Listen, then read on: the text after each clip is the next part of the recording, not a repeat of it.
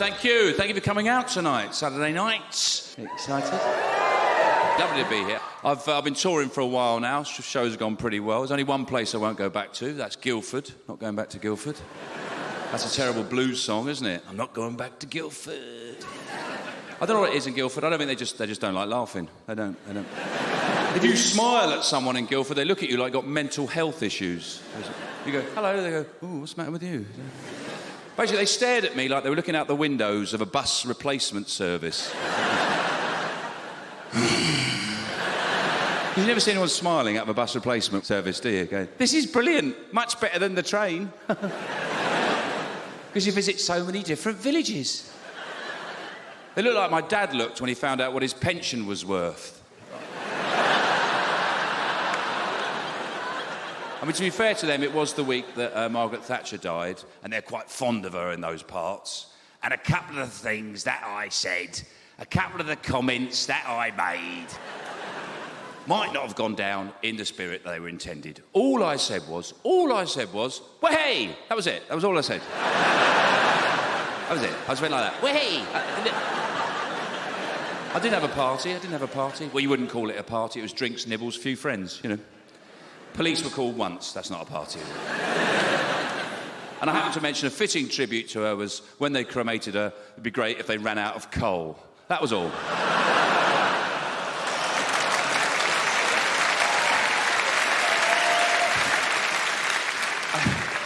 I burnt myself the other day. You know when you burn yourself domestically in your own home, you always feel really stupid, don't you? You feel stupid. No? Well, I burnt myself. Incredible, this. I burnt myself. I mistook the iron for the telephone.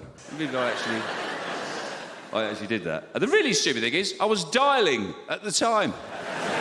Ah! And I was doing the old-fashioned ring round as well. Because I was trying to get through the hospital because I just burnt my ear. Lovely joke, no victim, beautiful. Anyway, that's that bit over. I'm very good at linking it up, aren't I? I love my wife, I love my kids. I'm a very lucky man. I do admit I'm a very lucky man. She's not even in. No, but there are times I do miss the old days, you know, before I was married. I do miss the things. I think the thing I miss most of all about being single is the songs you sing when you're single. You know the songs you sing when you're just walking around your house, start singing a song like, I'm gonna put the kettle on and make a cup of tea now.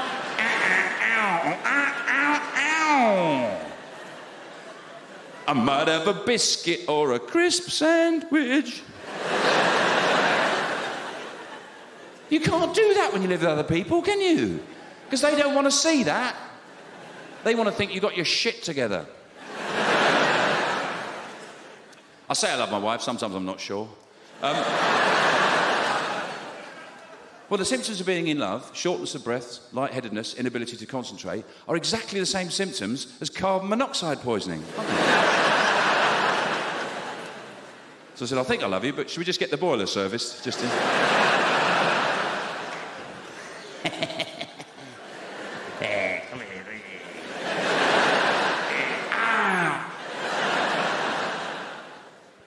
Basically, she wants me to have a hobby. That's what she wants me to have a hobby, because I don't get a lot of spare time, but if I do get any spare time, what I like doing is standing in rooms in the house, staring into the middle distance, like this. And I'm quite happy there. She says it's depressing. Yeah? Do you know, I'm never happier if I'm sitting on the bed, edge of the bed, in my pants, I've got one sock on, another one in my hand. Oh. I can do 20 minutes there, I'm just gone. And I'm not doing nothing, because I'm putting my socks on, but very slowly. She wants me to have a hobby, but, you know, and I do have a hobby, but it's just not considered a hobby. People don't consider it a hobby. My hobby is drinking. I like drinking, that's my... But it's not considered a hobby. It's not considered a hobby, you know? Well, when I say I like to go out and get really drunk, you know? You know, if you could see my little face when I know I'm going to go out drinking, you just go, oh, he loves that, doesn't he? He loves that. Look at his little face. I'm there. Nobody goes fishing with this excitement on their face. Going, I'm going fishing. Yeah, I'm going in. You know? And I don't do it all the time, but when I go out to get drunk, I like to get really drunk. I like to get about 4 units the right side of shitting myself. That's what I like to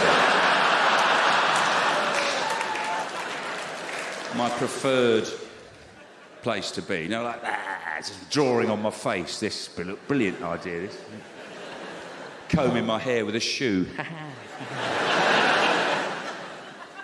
I worked out my relationship with alcohol is very similar to the relationship that a moth has with a light bulb. You know, you see a moth having a session on the light bulb. It's just there going, bang, bang, bang, bang. This is brilliant. Who switched this on?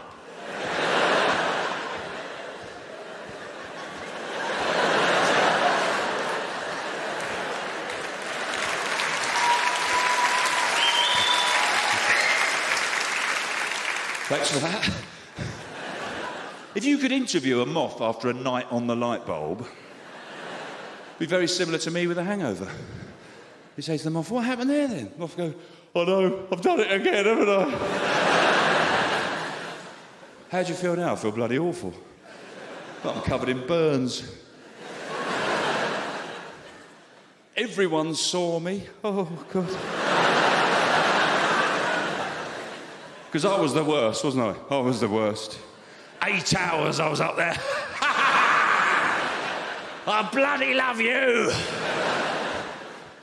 Because some of them only do an hour, then piss off behind the fridge. What's that all about? Do you think you got a problem? No. No, not at all. If you don't switch the light bulb on, I'm fine. I could do 3 weeks on a wall, not bothered at all.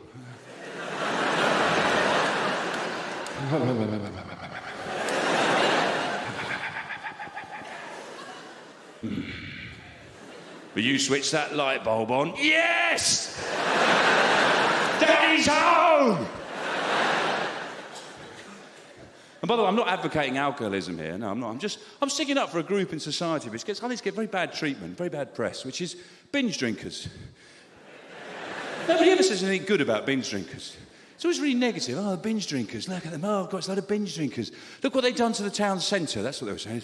Oh, God, look what they've done to the town centre. We didn't ruin the town centre. Tesco's and the internet did that. We're just finishing the job. You know? It's not the main problem. It's a bit like when you fart in a cheese shop. It's not the main problem.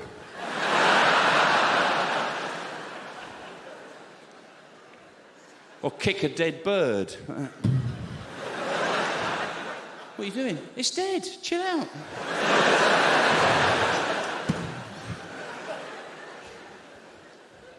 Put a bit of chewing gum on a mullet.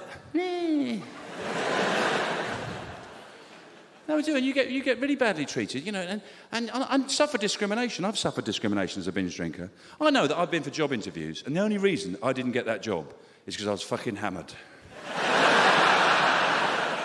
Incredible in this day and age, isn't it? I was a bit suspicious when they wouldn't join in the sing-song. I'll get knocked down, but I'll get up again.